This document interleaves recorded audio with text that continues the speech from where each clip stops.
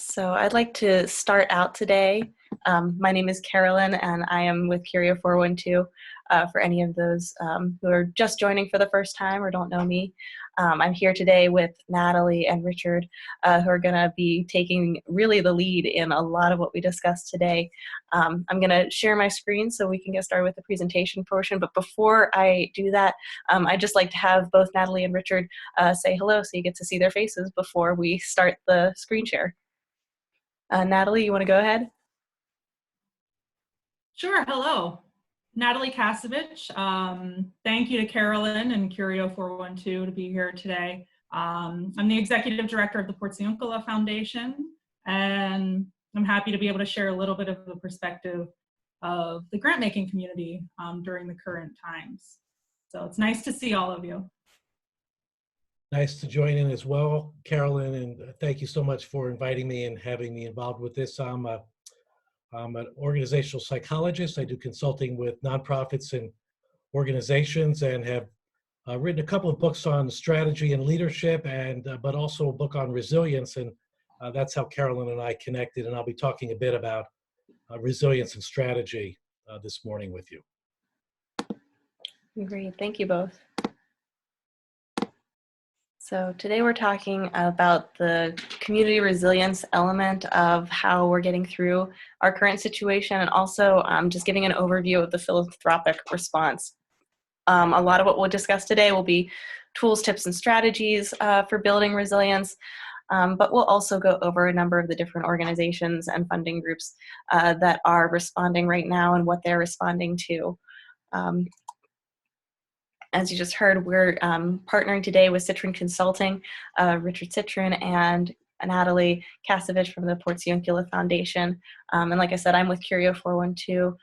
We do organizational strategy, strategic planning, evaluation for nonprofits, foundations, as well as small businesses. And this is our last roundtable today, but the roundtables came up as a way to respond and bring everyone together in a time where maybe we can't be together physically. So the first thing I wanted to do was thank our partners. We've partnered with a lot of great places over the course of the past 3 weeks, including the Pittsburgh North Regional Chamber, Alliance for Response Pittsburgh, AE Works, Your Hangout Spot, By the Books Accounting, the Heinz History Center Affiliates Program, and then as you see today, Citrin Consulting and Natalie.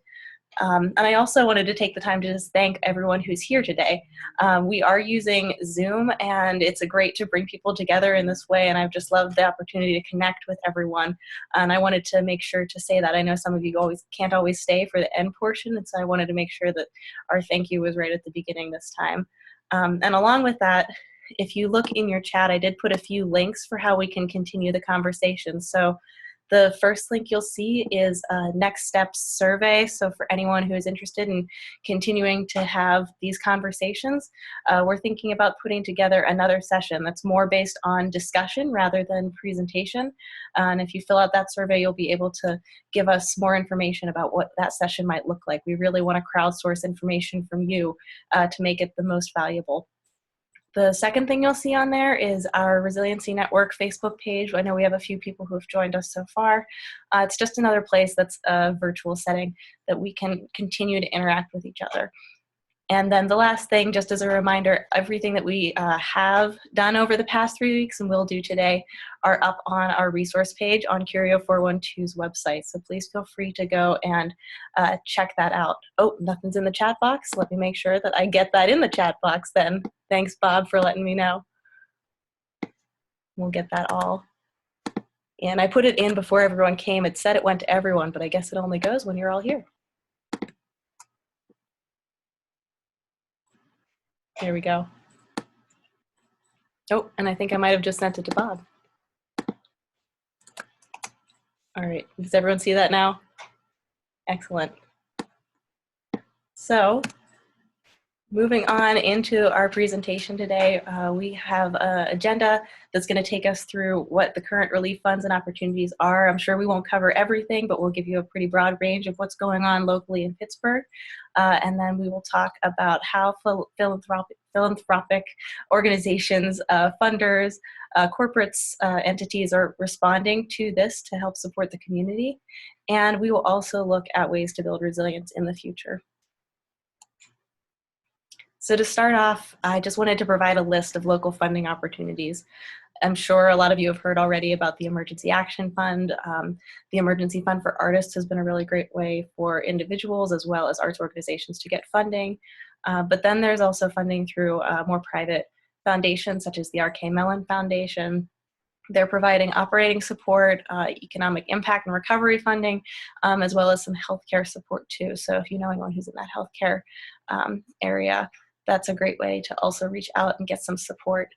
Also, Bank of America, who's more of a corporate sponsor, has committed money widely. So reach out to your local corporate sponsors as well, just to make sure that you're touching base and having those conversations.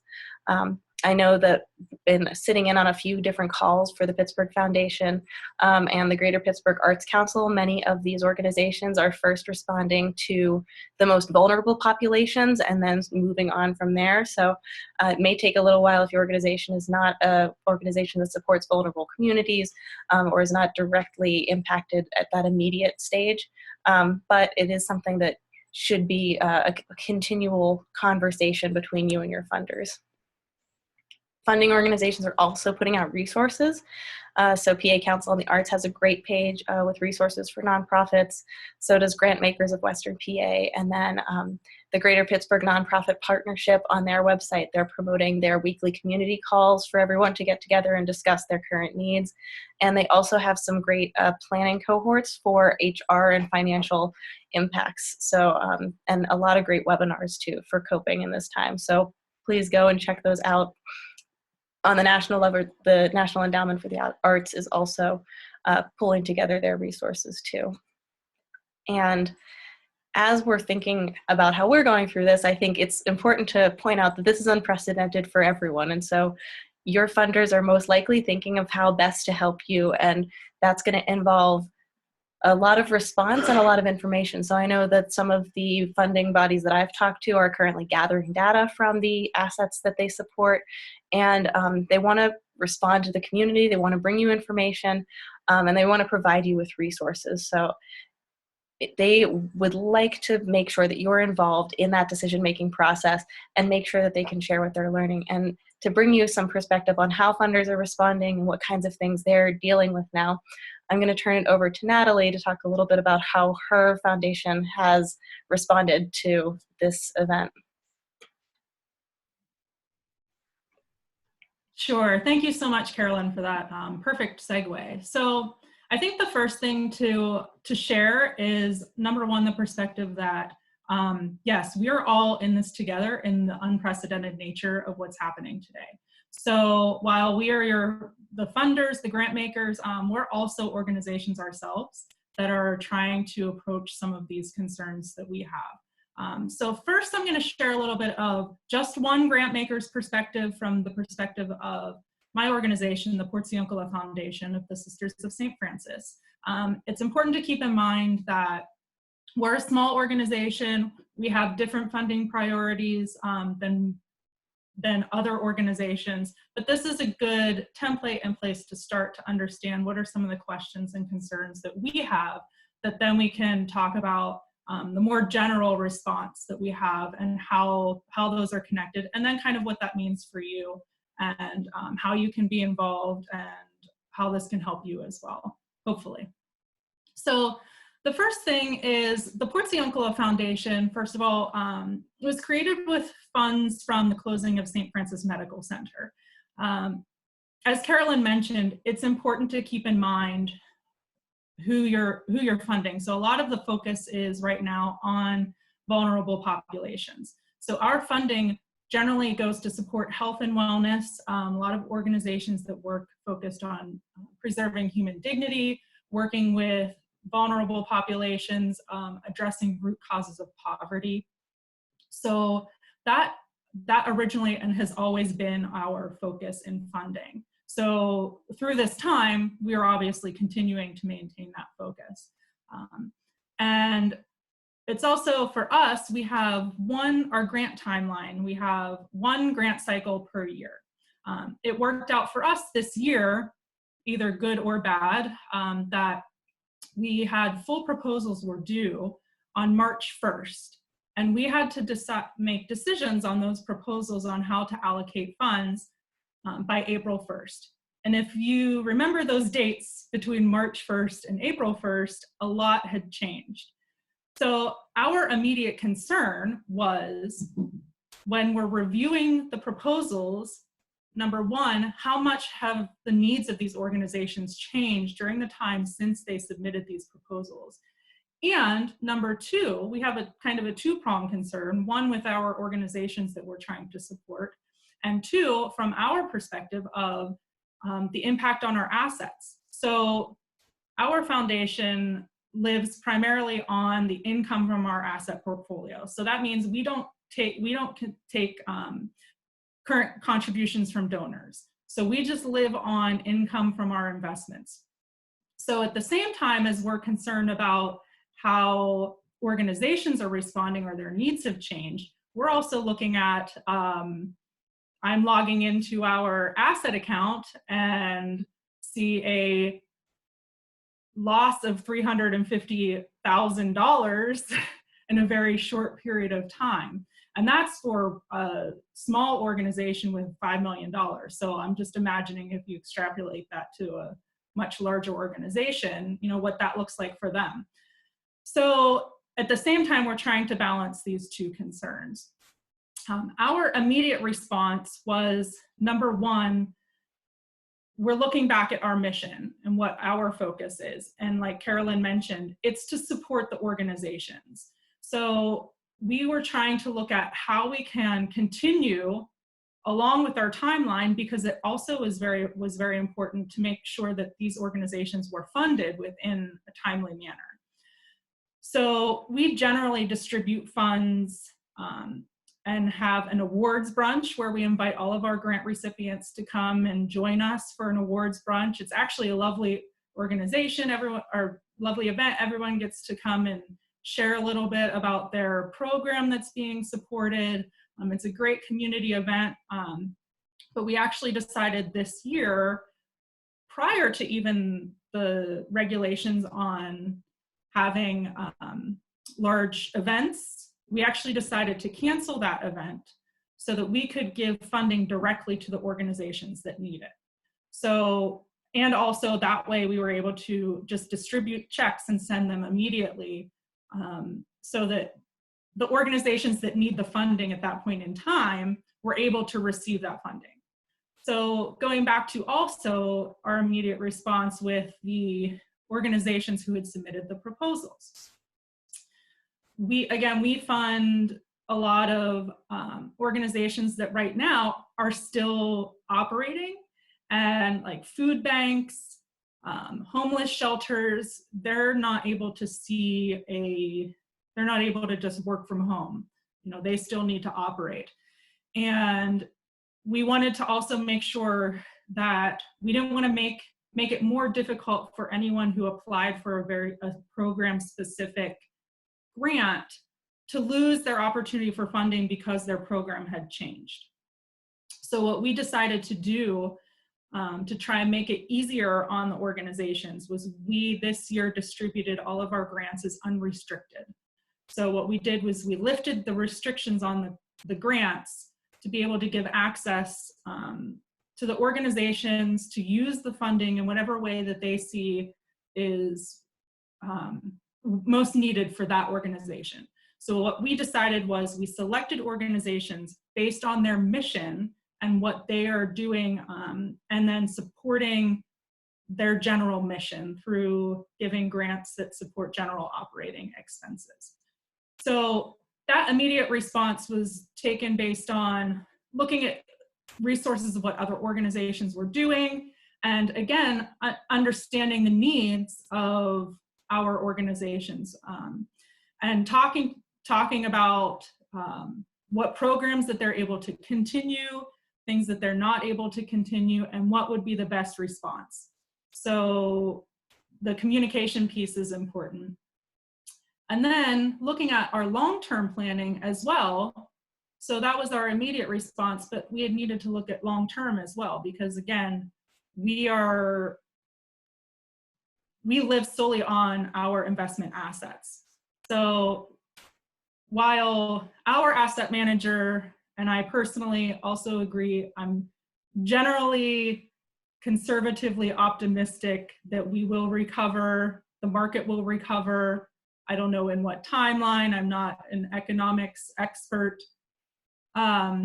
We did want to be cognizant in the long term that there might be issues in cash availability. So our foundation made sure that we set aside cash that we will be able to fund the organizations that we normally do with the same amount for the next 2 years, so through the end of next operating season. So that was our long-term planning goal. And we also, it's an ongoing process, as we all know. So we also want to make sure that we are more flexible and adapting to the needs of the organizations as they come up. So as we prepare for the next grant cycle, we're collecting information now on how best to respond in that way. So Carolyn, before you go to the next slide, I just want to note that as we move this on to a larger context of the general philanthropic response, it's important to note that the answers to these questions and the questions themselves will vary within philanthropic organizations based on their grant process and timeline. You may be able to request an extension on a timeline if they're, depending on what their process is. Assets, where assets come from different organizations. So the Allegheny Regional Asset District, a lot of their funding comes from income-based taxes. So, or not, sales tax. So as people are spending less money, they are receiving less assets to be able to give out. So their answers to these questions will change a little bit. And also some organizations have a mandated distribution percentage. So if you have to give out a certain percentage each year, that will also affect your response. And also looking at their funding priorities. So our funding priority has generally always been health and wellness. So that continued to be the priority at this time. Other organizations, as Carolyn mentioned earlier, if they have a variety of priorities, which you see Pittsburgh Foundation or different foundations will put out what are their funding priorities. So at this time, most of them are focusing on the immediate needs. So their funding priorities may have changed or will be changing based on what the needs of organizations and generally in the community are at this point in time.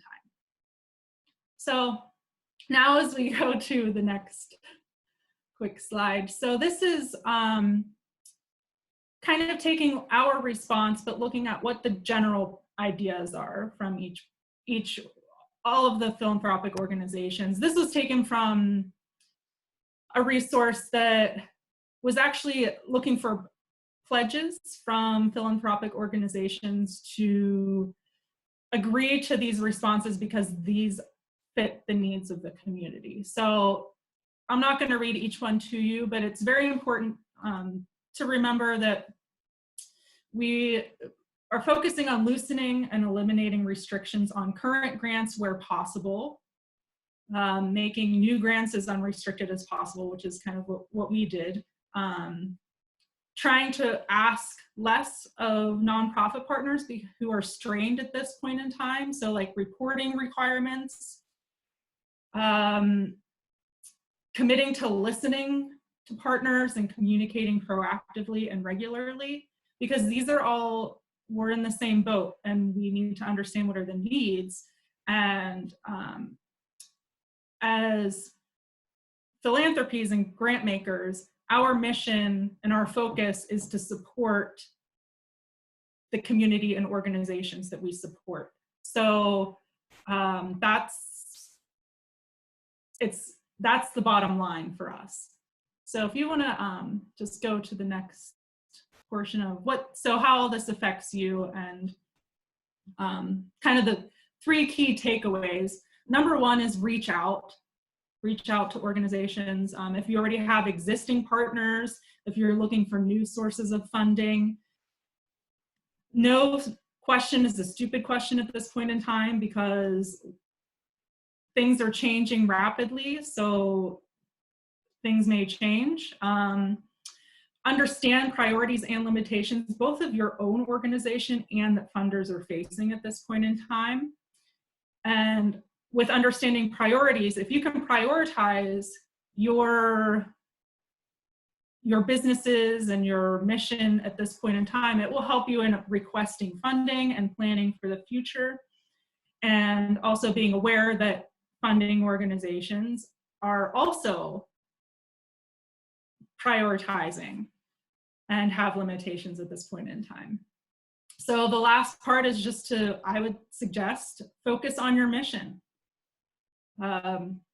Really need to nail down, who you are, what your organization is about, and how to move on through the future, because that's kind of what we're all in the same boat on this at this point in time. And I think Richard's going to be able to give us some really good insight on how to work on strategic planning and how this might affect you. So that's it for me at this time, and on to you, Richard. Thank you, Natalie. That was great. I particularly loved your philanthropic responses. And as we start to talk in strategy a little bit later in my presentation, I think the 6 or 7 points that Natalie posted there are really important, in the sense that as you think about your strategic response to this pandemic, you want to look at those philanthropic responses and mirror them as much as possible, because although you want to be thinking, what do we need for our organization, you also want to make sure you're meeting the needs and expectations of what the foundations and philanthropic resources that you use have to share with you. So we'll kind of get back to that a little bit more and talk some more about some strategic actions that you can take. But the 4 points I want to cover in the presentation this morning, so I am an organizational psychologist. This is, I think, the 10th or 11th or 12th webinar that I've done on resilience, primarily focusing on the business aspect of it, and kind of addressing how it impacts us as leaders and employees in organizations. So the four components I want to cover. Talk a little bit about how the pandemic distorts our thinking, which is kind of an issue right now as we try to begin to think in the most effective way. I'm going to talk a little bit about the battle in our brains and how that affects us. What's this idea? We're hearing the new normal every day. What is the new normal? And what's your new normal? I want to talk about that. And then finally talk about some strategic planning that focuses on the organization and on your organization. So next slide, please, Carolyn. So in my presentations, I call these the faces of the pandemic. The first one, the young lady at the top, you could see kind of the worry, anxiety that she's having. And of course, that's precipitated by the stress reaction that we all been experiencing. And it's kind of a constant, every day, every morning I check the Allegheny County Health Department website to see how many cases of COVID-19 are here in O'Hara Township, up where I live. Fortunately, it's been pretty stable at around 6 or 7, which gives me some good confidence, but I know my adrenaline is pumping a little bit right before I check that. Afraid that, if it's bubbling up, do I go to my giant eagle? Do I even go for a walk? So the stress level really impacts us and impacts our ability to think, and that stress reaction is a biological response that we don't really control. It controls us a little bit more, but the counterpart, or what I refer to as the antidote to stress, is really our resilience reaction. That's the picture at the bottom. That, of course, is our beloved Greater Pittsburgh Community Food Bank, Lisa Scales. I know many of you probably know Lisa, has done an amazing job. I saw yesterday one of the TV stations had a fundraiser. They raised over $1 million for the food bank. So that's our resilience response. That's also hardwired into us. It's our response to want to fight back, to thrive, to grow in the state of situations like we're experiencing now. And it's just as biological as the stress reaction. You know, everybody thinks about the stress reaction, how it gets us juiced up. What often is not said is the body has a similar and almost precise response to the stress reaction, which is to release the resilience hormones like epinephrine and norepinephrine, which bring the body back into balance. So we have that tension between us, and we want to remember that we're always striving to find the balance, to find the way out, to find the growth opportunities for us, and that really represents kind of the rhythm of our reactions. And in my conversations with clients and business leaders and family and friends the last several weeks, I've kind of identified that there's a certain pattern that we've all been going through, which kind of includes first kind of creating safety and security for ourselves. That probably means making sure you have enough toilet paper at home. Number two is kind of gaining a sense of stability and well-being. And that's the notion of setting up your home office, getting your schedule going, you'll get on some kind of routine of eating well, sleeping well. I know I've been having a lot of trouble sleeping. And if I don't sleep well, it's very disruptive for me. And kind of I recognize that. I'm really working at my sleep hygiene to try to improve that, because I know that just impacts my ability to think clearly. And then finally, this last aspect of this rhythm is, what's our new normal going to be? And how can we be proactive in this situation rather than reactive? And I think that's really going to be an important part of how we succeed, both during the crisis and, more importantly, when we come out of the crisis. So the next slide, please, Carolyn. Thank you. So I like to talk about this as the battle in our brains. You know, our brains, I always hate to say this, but I can't help myself. Our brains are basically lazy organs. They want to get away with as little as they can. That's a survival technique. It's an energy-saving process. And I think we all would agree that it's much easier to go through email and work on an expense account than it is to develop a strategic plan or a project management action that we have to undertake, or even writing that letter to the foundation about something or other. Those efforts require thinking. Thinking takes energy. It's hard to do. And so when we're in a crisis like this, it's even more difficult to do. So the remedy for that is to really focus on really measuring how we can take more control in areas where we can take control, and also how can we create more simplicity. Simplicity is really important for the brain because it creates a regularity, a routine for what we're having to do, and our brains strive for that. They want routine. They want us to be going through the same actions during the day. I talked to a client a few weeks ago who wakes up in the morning, go through her morning routine, gets in her car, drives over to her favorite pickup coffee place, picks up a cup of coffee through their drive-through, drives around for 10 or 15 minutes, and then comes home, goes into her office, shuts the door. She said, it's exactly what I do at work. So she's trying to create that routine, which creates a sense of comfort. And the brain really wants that as much as we possibly can do that.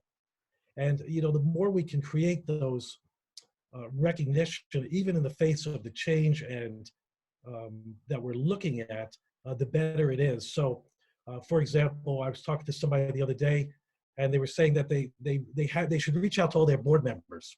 ED of a nonprofit, she should reach out to all of her board members. She's not really sure who she should start with, how she should make the calls. Should she send them an email? And I said, you know what? Just write yourself a schedule of your dozen or so board members. Pick four blocks of time over the next 3 days and just call them. If you don't reach them, leave them a message. But just create a routine, and our tendency may be to ruminate. If you find yourself ruminating a little bit, thinking about what's the right step to do, just take action. Don't worry about if it's right or wrong. People are very forgiving right now, and if you don't reach people, they'll connect with you. But we want to try to create that simple routine as much as possible. That helps create and save energy, and it's going to help us as we need to start thinking more strategically about our work. Next slide, please, Carolyn. Thank you. All right, so the new normal. Will there be a new normal in the short term or long term? Everybody's talking about this. How will your organization navigate it, and how well prepared are you for it? Today, actually, you know, that slide should say, how well is your organization ready now to organize or to navigate this situation, and how prepared were you for today? Really, as I reread that, I think it should be more a question of retrospection, looking back a little bit in terms of how well you think you've prepared yourself for this. My point around the new normal is it doesn't really matter. We're hearing all of the speculation about what the new normal is going to be. Nobody really knows. It may be worse than we think. It may be better than we think. You know, after 9/11, everybody said the world would be different. Well, you know, other than significantly TSA, the world isn't really that much different. And after the Great Recession, everybody said the world would be completely different. Well, if you worked for a bank, it was very different. But for the rest of us, it may not have been very different. I lost my job. I was laid off in 2009. So it was very significant for me. But really, in a matter of 12 months, I was up and back on my feet and happier and doing better than I had before. Now, this may be more traumatic for us than other experiences, but we don't know. What is important is that we begin to think differently about the actions you can take proactively rather than reactively. So there will be guidelines. The governor will stipulate how we reopen and whether we'll have to wear masks and what social distancing will be. But you, as nonprofit leaders, want to begin thinking about how you want your organization to be in the future. And most importantly, where are the opportunities for growth and leaping forward, or what I refer to in my resilience work as bouncing forward? What is it that you can do now that's going to help you prepare so that when we come out of this, you're stronger and better able to use this experience to create a competitive advantage, even against other organizations that you may work with or for in the community? That's really what the new normal is that we want to be thinking about. So I want to talk a little bit about old world strategic thinking on the next slide, Carolyn. And, you know, so I've done a lot of strategic planning with people. I have worked through a number of different kinds of models. And what I think I'm unhappy about is the kind of old world strategic thinking that still exists, particularly among nonprofits, but I also see it in my for-profit organizations. And some of the things that I don't like is that I don't think that strategic thinking as we currently think about it instills the competency of strategic thinking among leaders. What we really need is not strategic plans. We need leaders to think strategically. That is not an easy skill to work with. In our recent book that we wrote, Strategy Driven Leadership, we talk about the importance of developing the key skills that are successful for leaders, and that varies from organization to organization. But almost universally, as a leader, you want to be able to think strategically. That's much more than just developing a strategic plan. But what most organizations do is they create a strategic plan, and they walk away not really having their leaders being able to think strategically. Second fault of old world strategic thinking is it doesn't hold people accountable. You have a plan, goes on the shelf, maybe there are certain assignments or expectations, but people don't walk away from that planning process with an assignment and time frame on what needs to be done. Also, strategic plans often establish timeframes that are irrelevant to reality. Well, that is certainly the case today.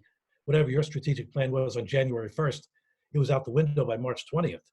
So whatever that two-year plan you had from 2020 to 2023, forget it. It needs to be redone. Oftentimes, strategic plan establishes too many goals. I worked with one organization where I was a board member, and they had 31 strategic outcomes they wanted to achieve over a 2-year period. Never going to happen.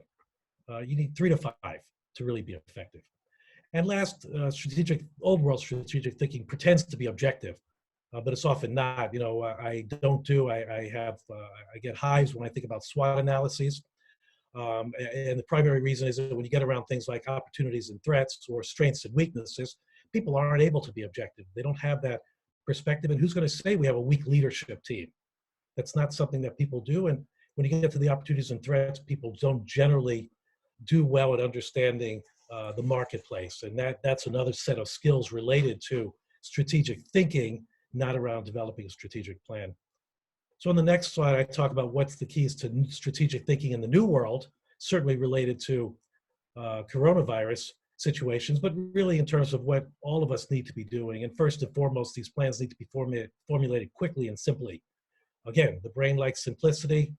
We don't have a lot of time for this, so they have to be done quickly so that they can be put into play, tested, modified, and redone. A little bit like you hear on kind of the notion of being agile and flexible, so that we can move around and respond to circumstances as they strike us. They also need to serve as a daily reminder of what needs to be done and not put on a shelf for reference. That's that notion I talked about earlier about people taking responsibility for what needs to be done in the strategic plan. And lastly, it needs to demand that leaders are focused on their awareness and actions. I alluded to this earlier when I talked about people not necessarily being aware of the environment. We need a strategic planning process that really gets people focused on their responsibility, their awareness, the actions they're taking, and not necessarily just the actions that the organization is taking. So I want to share with you quickly kind of an approach to this that I use, something that's referred to as sentient strategy. And this is the model that begins with kind of three elements. And this first one is kind of the foundational element, which really looks at two factors. And I've kind of plotted this on a 2x2 graph so you can kind of see how it plays out. The first one is the awareness of the environment. You know, what is going on? I've talked earlier about, you know, kind of the competitive landscape. And this really, and I like the emphasis here because it really requires, as people are developing their strategic thinking and planning around a strategic plan, they're asking the question, or really researching the question of what is going on in our environment. What's our competitive advantage, disadvantage? What's going on in the business world in relationship to our work? The second factor has to do with the consciousness of our actions. And this is the piece I really love about this model, which is it forces us to examine our activity. And I think that's often missing in most strategic planning. It doesn't ask the question, what actions are we taking and how conscious are we of those particular actions? We may be perfectly aware of it, and if that's the case, it's great. Oftentimes we make decisions without really a recognition of why we're doing it or what the impact of it is. And you can see I've kind of plotted out here a little bit in what some of these play out to be. You can see, for example, organizations with low consciousness but high awareness of the environment. Uber is a good example from a commercial point of view. You know, they're very aware of their need to provide this alternative transportation, but their own actions were very faulty. I mean, they had, you know, situations of abuse being portrayed, drivers speeding. They never really took actions around those kinds of things. On the other hand, high awareness and high consciousness, think about food banks as being in that category. They know what they're doing and they're aware of their environment and what they need to be doing. On that low consciousness and low awareness, so, you know, I put the Boy Scouts, Sears on a commercial point of view, the Postal Service, and you may agree or disagree with these. You know, I don't have any ownership to this, just trying to give some perspective. And on the high consciousness and low awareness, I love to put celebrity award shows. I watch them. You know, they're highly conscious of what they're doing. They're there to celebrate the superstars, but, you know, it really doesn't work to be kind of self-aggrandizing of yourself. And I think I also put, particularly in Allegheny County and in the Pittsburgh region, startup nonprofits in this category.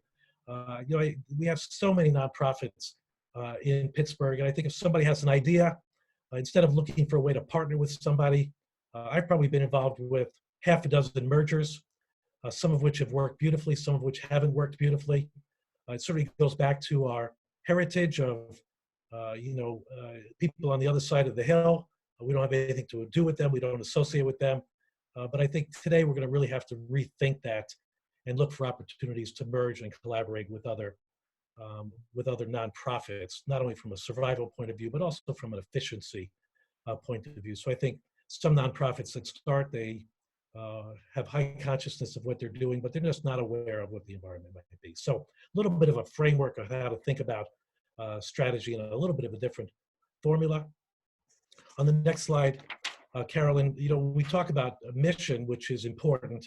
And I think one of the things we're going to discover coming out of this crisis is a little bit more around how we operate as businesses. And this particular graph shows in the middle kind of the driving forces that create what it is an organization's about. And mission is certainly a part of that. But when we drill down to the mission, we can find that there's other factors. And with most nonprofits, we kind of see perhaps values, clients in need, and people as the driving force. This is what our organization's really about. And what we may discover coming out of this is that there are other things that are equally important, perhaps certainly financials or perhaps technology. One of the nonprofits I work with that does residential care for adolescents have developed a technology or developing a technology that will help them screen and determine the best level of care for their residents, for their clients when they come in. Well, they may have a technology that's transformative in their industry, which may become more important or as important as the service work that they do. So we kind of can look at these driving forces and begin to think a little bit more as a business model around our strategy. I just want to mention on the outer edges, also getting clients to look at, whether their resolve is strong, whether their accountability is good, whether they have the right information to make decisions, and whether their infrastructure is strong. If they don't have those pieces, then it's very difficult to really create an effective strategic plan or strategic thinking that operates well. So sometimes you have to look at those areas to determine where the best place to put our energy is about. And the last piece is, regardless of what we come up with for a strategic plan, today we have to put that plan to the litmus test. And the litmus test consists of 6 elements that have to be evaluated, where the plan has to be evaluated to make sure that it fits the marketplace. Number 1, is it fast to market? Can you put it into play rapidly? 2, is it flexible enough to change if need be? Again, if you had a plan starting 2020, is your plan flexible enough to change given what we've been dealing with? Probably not, but maybe so. I was actually on the phone with AE Works earlier, one of the sponsors of this program, and we were talking about the fact that even though they never anticipated the COVID virus, they're finding that they're doing pretty good, that their strategic plan was strong enough and flexible enough to shift around as it needed to be. 3rd, can your plan be disrupted and still move forward? So can it be intact if you lose funding? Natalie was talking about funding priorities for organizations. What are the funding priorities going to be in first quarter of 2021? And how might that impact what you were anticipating in terms of some funding planning that you might have had with some of your favorite foundations? Next, can your plan deal with the volatility in the marketplace? In other words, the crisis that might happen if state funding unravels a little bit, the volatility of those kinds of issues. 5th, is it innovative? Is it bringing something new to the marketplace? Can you create something new? And finally, how well will it deal with risk? Are you prepared to take that strategic plan and put it to a situation where taking risk may yield some terrific benefits, or where taking some risk may be punitive for you? And how well can you deal with that risk? And how much risk do you want to take? So your plan doesn't have to address all of these. And in fact, when we go through a planning process, the question we ask is, how strong are you in this situation? Where do you need to be adaptable? And where is it a disaster? And what do we want to do about those kinds of components to it? But you do need to know how your plan is well positioned. So with that, I will wrap up my comments on strategic planning. And Carolyn, I'll turn it back to you. Sounds great. Thanks, Richard. So we're at the end of the presentation portion, and we're going to stop the recording soon, but I want to make sure everyone had a chance to see. All our contact details are here, and this slide and the slides will be up on the resource page later. So if you'd like to contact any of us, you can be more than happy to reach out. And before we go into that discussion session, I just wanted to give a brief moment for everyone to jump in and ask questions if they'd like. So I'm going to go ahead and stop sharing my screen for now, and then we'll get those questions going.